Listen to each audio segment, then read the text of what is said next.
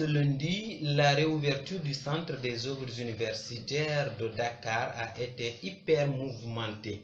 En effet, le collectif des amicales des étudiants de l'université Cheikh Anta Diop de Dakar, en colère noire, fustige les conditions précaires de démarrage de l'année académique. Le président de la commission pédagogique des étudiants indique qu'ils ont été privés du centre des œuvres universitaires de Dakar. Comme vous le constatez, en fait, nous sommes ici aujourd'hui pour faire juste une conférence de presse, ou je dirais un point de presse même, et que voilà, les autorités ne nous laissent pas en fait la possibilité de le faire, parce que peut-être ils ont d'autres choses à nous reprocher. Ils privent leurs étudiants, leurs 93 000 jeunes de leur pays, d'éducation, ils leur privent de liberté, ils leur privent en fait de tout ce qui est de leur droit, c'est-à-dire apprendre, c'est-à-dire aller à l'université, avoir une formation supérieure. Bon, ce qui est le cas, c'est que il y a eu une décision récemment que le DG du COUD, en l'occurrence M. Maguette Sen, a pris, disant qu'il ne pourra pas en fait ouvrir le campus social avant 2 mois, c'est-à-dire 60 jours, chose que nous déplorons parce qu'on devait vraiment commencer même la reprise, je dirais, au début du mois d'octobre, et nous voilà maintenant, je dirais, 23, 20, 24. Donc, on a eu 24 jours de retard, et à notre grande surprise, nous qui espérons au pire des cas qu'en novembre, nous allons encore commencer les cours, on nous dit que le campus social est indisponible pour des régions de travaux, dit-il, pour des régions peut-être qu'il est le seul à détenir, et qui est totalement absurde. Après leur conférence de presse dispersée par les grenades lacrymogènes, Chérif Mahfouz Aïdara pense que l'UCAD n'est pas encore prêt pour accueillir les étudiants. L'université n'est pas encore prête pour accueillir les étudiants. Par rapport à la campus pédagogique, beaucoup de pavillons ne sont pas encore prêts pour accueillir les étudiants. Tu peux voir au pavillon R, tout est rasé. La campus pédagogique, il y a la direction du COUD qui n'est pas encore prêt pour accueillir les étudiants. Même beaucoup de facultés. Pour moi, le campus pédagogique n'est pas encore prêt. Oui. Même aussi, il y a les facultés. Il y a notre faculté de droit, aux sciences politiques. Il y a le chapitre qui n'est pas encore prêt pour accueillir les étudiants, même aussi aux facultés du droit. Ella Sambou, un nouveau inscrit à l'ICAD, indique toutes les difficultés qu'il traverse pour le retrait des diplômes. Je suis juste venu pour essayer de récupérer un diplôme, le diplôme du bac. Mais bon, j'ai constaté que les conditions de l'UCAD, ils sont vraiment très compliquées.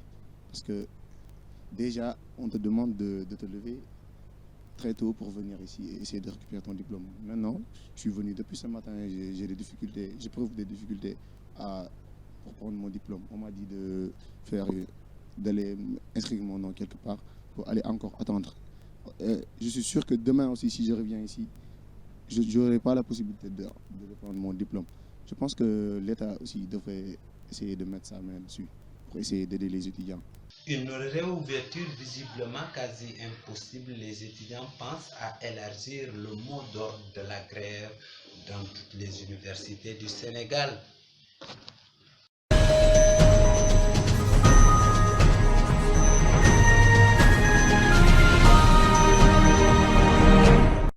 L'ancien Premier ministre Aminata Touré se défoule sur le régime du président Macky Sall. La candidate de la coalition Mimi 2024 accuse le régime de Macky Sall de manque de considération vis-à-vis du peuple sénégalais, notamment l'immigration clandestine.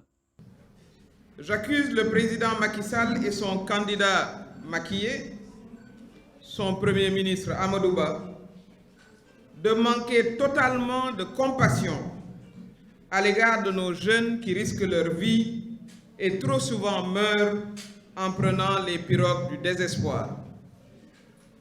Vous constatez avec moi qu'il n'y a ni conseil présidentiel, pour essayer d'endiguer le phénomène, encore moins de conseils interministériels pour offrir des alternatives à nos jeunes qui ne supportent plus de voir leur mère, leurs parents souffrir alors qu'ils ont atteint l'âge de la relève pour les soulager.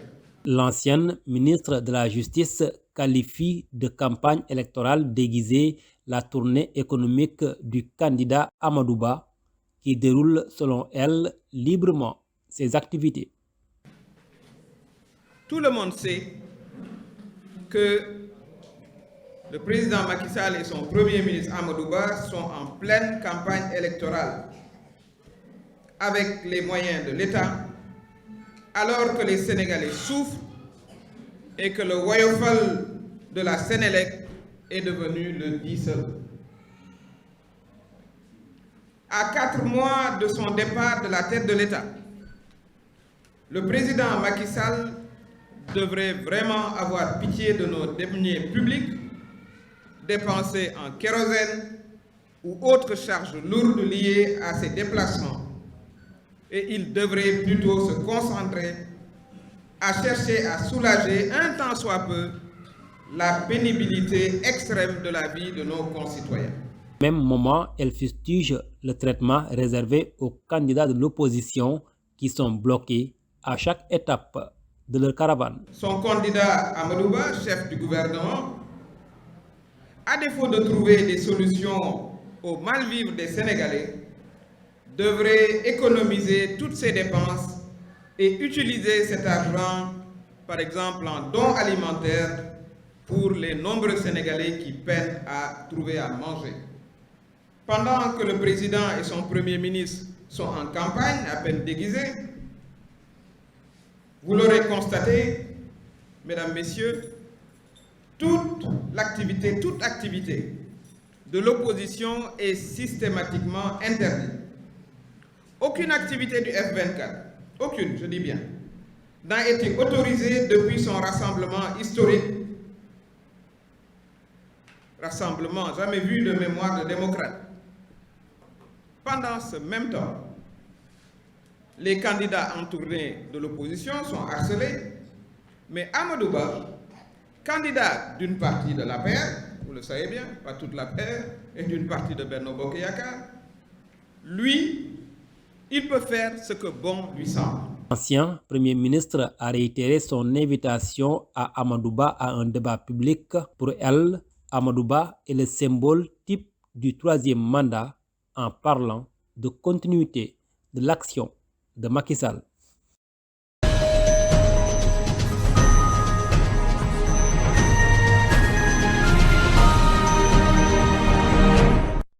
J'accuse le président Macky Sall et son candidat par procuration, Amadou Ba, de fouler aux pieds un principe fondamental de la justice, c'est-à-dire l'application obligatoire des décisions de justice. On est actuellement en plein déni de droit. Quand la décision du juge Sabassi Faye ordonnant la réintégration de Ousmane Sonko dans le fichier électoral est jetée à la poubelle par la Direction générale des élections. Je rappelle qu'en France, après l'interdiction de la marche pro-palestinienne, les services administratifs se sont pliés à la décision de justice qui a déclaré l'interdiction de manifester non conforme à la loi. C'est comme ça que fonctionne un système qui tout au moins se dit démocratique. La Direction générale des élections ne doit pas philosopher sur le processus judiciaire dont elle attendrait l'épuisement pour statuer. Statuer quand? Vous allez statuer après l'élection?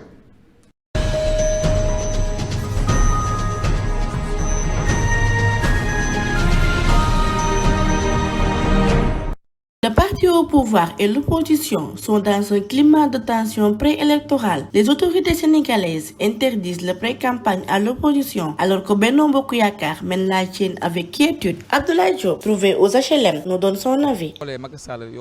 Je demande aux autorités de penser à Dieu sur l'injustice qu'ils font. Macky fait tout ce qu'il veut et on n'en peut rien. Le Sénégal nous appartient tous. On ne va pas se bagarrer. ni créer des histoires et je le conseille à personne. Macky n'a qu'à partir et les autres doivent avoir le plein droit de faire leur campagne normalement, comme eux ils le font actuellement. Moussa Bass demande à l'État de donner la liberté aux autres de mener leur politique à l'aise. Le parti au pouvoir déroule sa campagne alors que l'opposition est bloquée, chose qui est anormale. Macky, si on lui avait fait cela, il ne serait pas à ce stade. Ces 2 poids, 2 mesures doivent cesser. Il doit la liberté aux autres de mener leur politique comme il se doit.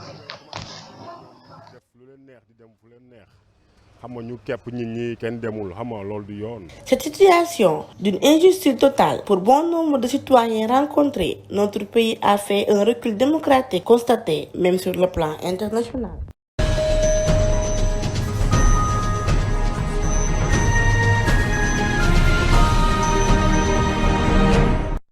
Nous sommes ici pour présenter et dire notre mécontentement après les événements qui se sont passés ces derniers jours.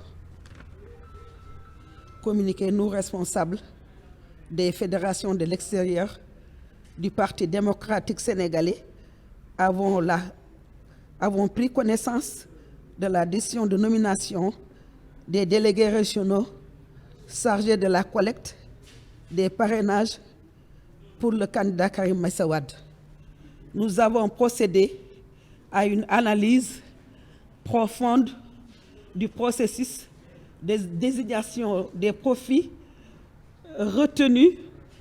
Par conséquent, nous constatons amèrement une volonté manifeste de prolonger les actes de sabotage, de manipulation des décisions fondées sur le favoritisme du clan qui a fini d'installer le chaos dans le fonctionnement et le respect des dispositions statutaires du parti.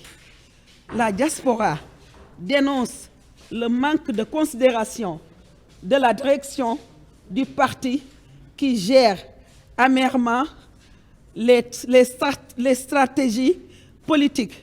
Il est manifeste que les efforts des responsables de la diaspora sont piétinés.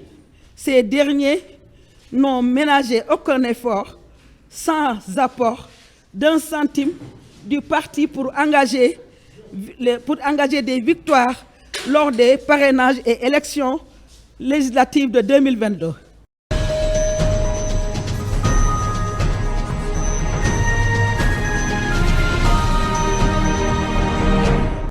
Au Sénégal, l'objectif d'une éducation de qualité pour tous les enfants fait face à de multiples menaces, car la scolarisation étant l'un des facteurs principaux de l'épanouissement d'un enfant est négligée par certains parents, nous dit Boubacar Diallo. La place de l'enfant n'est pas dans la rue. La place de l'enfant, c'est pas dans la rue, c'est au niveau des écoles ou bien à la maison. Je pense que nos États doivent penser à cette forme de politique. Doit penser dans la vie, il faut essayer de savoir que ce sont les enfants ce sont les enfants qui sont à venir de demain. Donc il faudra s'occuper d'eux, il faudra prendre soin d'eux. La non-scolarisation est aussi un fléau. En 2023, le travail des enfants est une réalité. Si ce n'est pas la mendicité, c'est le commerce. Et tout cela sous le regard impuissant de l'État, d'après Ahmadou Sakho. Mais également, il faut l'inscrire pour son instruction, parce qu'il y a éducation et instruction. Donc, il faut l'instruire et l'inscrire à l'école. Donc, l'enfant, il a besoin d'un soutien du point de vue familial, mais également au niveau scolaire. Donc, le parent doit jouer un rôle, mais également les éducateurs à l'école doivent jouer un rôle. Donc, on ne doit pas le priver de cette éducation qu'il doit recevoir à l'école. Pour Céline Falundiaï, cette déscolarisation des enfants peut inciter à la violence. Bon, en fait, je peux dire que c'est un phénomène qu'on voit de plus en plus au Sénégal. Et avant tout, on peut dire que la faute incombe déjà à l'État du Sénégal, puisque l'État doit prendre ses responsabilités à veiller sur l'éducation des enfants. Parce que les enfants en tant que tels, la première vocation de l'enfant, c'est d'apprendre. Mais comment nous pouvons apprendre, enseigner aux enfants sans pourtant qu'il y ait des canevas pour pouvoir leur donner plus d'éducation en tant que tel. Mais aussi, il y a l'État, il y a aussi la responsabilité parentale. Parce qu'on ne peut pas laisser son enfant bâillonner dans les ruelles sans pourtant veiller à leur éducation. Donc il y a une responsabilité partagée. L'État doit aussi veiller à ce que les enfants, qu'on ne les voit pas dans les rues, mais aussi les parents, ainsi de suite, faire de même chose qu'on ne les voit pas dans les rues. Parce que l'éducation de l'enfant, c'est d'abord à la maison, à l'école. Si l'enfant a l'âge de 6 ans à 8-7 ans, il doit partir à l'école pour pouvoir éduquer, pour pouvoir avoir une formation. Le travail des enfants prive ces derniers de leur dignité et nuit à leur développement physique et mental. L'État doit donc adopter une politique qui oblige les parents à amener les enfants à l'école.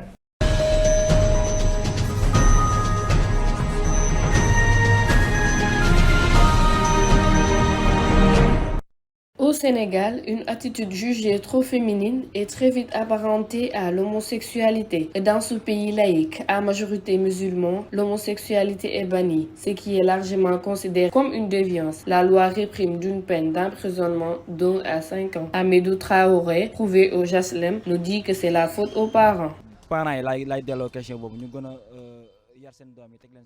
La faute aux parents, parce que l'éducation de base c'est tellement important que c'est aux jeunes de faire très attention et de savoir l'homosexualité est quelque chose de mauvais. Surtout ici au Sénégal, étant un pays laïque, c'est inadmissible. L'éducation et la vigilance des tuteurs sont aussi pointés du doigt sur cette affaire. Cheikh Ahmadou Bamba Sall.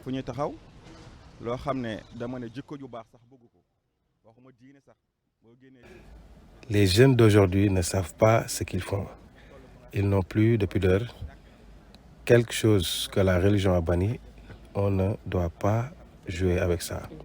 C'est anormal. Donc, s'ils sont homosexuels pour l'argent, qu'ils arrêtent tout, car un jour viendra, tout va s'arrêter. Donc, rien ne vaut cette vie. L'homosexualité est quelque chose que les jeunes font à cause de l'argent, nous explique Petitjean. Mais complexe moo leen di dugal ci loolu ak àndandoo ay nit bëgg a dund benn luxe boo xamante ne peut-être ça existé wul ñi ciy ànd ak yow dañuy profité wu ci yow. Je pense que c'est la mauvaise fréquentation parce que si on n'a pas les moyens et qu'on veut vivre le luxe, on risque d'être homosexuel. Et les gens qui t'accompagnent sur cela, ils ne font que profiter de toi. Juste un moment, l'homosexualité détruit la personne sur tous les plans. Il n'y a rien de bon à part les biens matériels qui ne servent à rien. mën naa ne mayuñ ko dañ ko sax dénk ndax ki la koy jox saay bu ko bëggee nangu saay bu la bëggee toroxal dalay toroxal nit ci nag war. Longtemps cachée et réprimée, l'homosexualité est une de ces dimensions de l'identité qui se fait de plus en plus visible et revendiquée. Être homosexuel est-il un passe-voyage pour l'étranger? Pourquoi ces derniers sont pas protégés? Comment en sommes-nous arrivés là?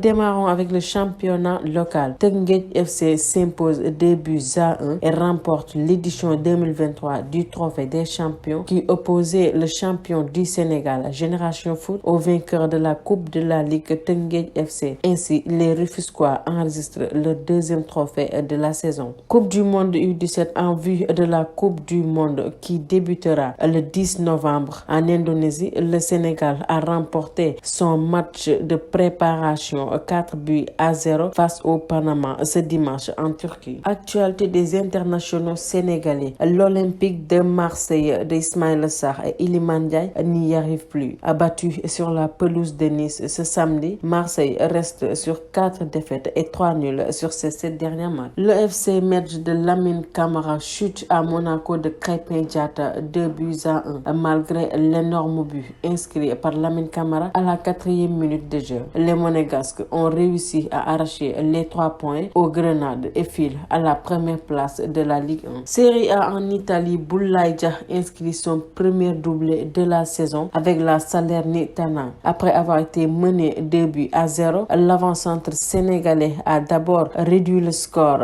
à la 86e minute, ensuite marque le but de l'égalisation à la 88e minute et permet à son équipe de garder les 1 point. Terminons avec lamb du face-à-face Modou Lo et Ama Baldé. Ama Baldé absent lors de son face-à-face avec Modou Lo pour des raisons inconnues. Le CNG a annoncé la prise de mesures avec des sanctions financières.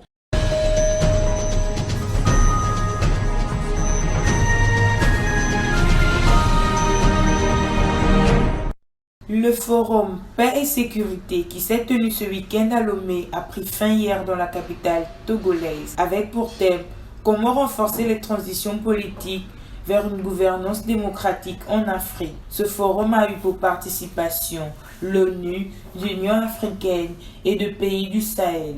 Les discussions étaient particulièrement animées. Le général Mohamed Bakar Toumba, qui occupe le poste de ministre d'État, ministre de l'Intérieur et de la décentralisation depuis le coup d'État du 26 juillet au Niger, est revenu sur les relations entre les autorités qui ont pris le pouvoir à Niamey et la CEDEAO, sur la solidarité de la CEDEAO pour combattre les terroristes en marge du forum Paix et Sécurité à Lomé. Alors que les frappes s'intensifient, la bande de Gaza, assiégée par l'armée israélienne, va pouvoir bénéficier d'un flux continu d'aide humanitaire, ont promis le président américain Joe Biden et le premier ministre israélien Benjamin, qui se sont parlé au téléphone quelques heures après l'entrée dans l'enclave d'un deuxième convoi d'aide dimanche.